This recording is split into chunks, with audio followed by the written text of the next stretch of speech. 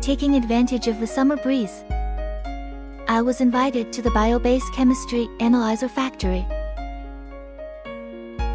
Let's find it out. I need to wear disposable shoe covers before going in.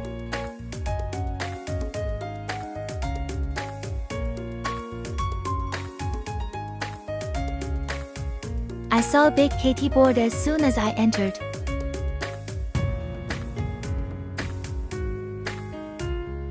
Rows by rows.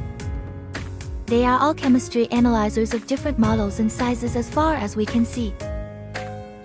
Many staff members are assembling the chemistry analyzers. Let us take a closer look. This step is to check whether the internal operation of the chemistry analyzer is normal through the computer control system. This step is to debug the chemistry analyzer with problems, then return to the first step for testing after completion. 2 hours later. That's it. The brand new chemistry analyzers was assembled. There are already packed chemistry analyzers in the large warehouse behind. I heard that these will be sent to Spain.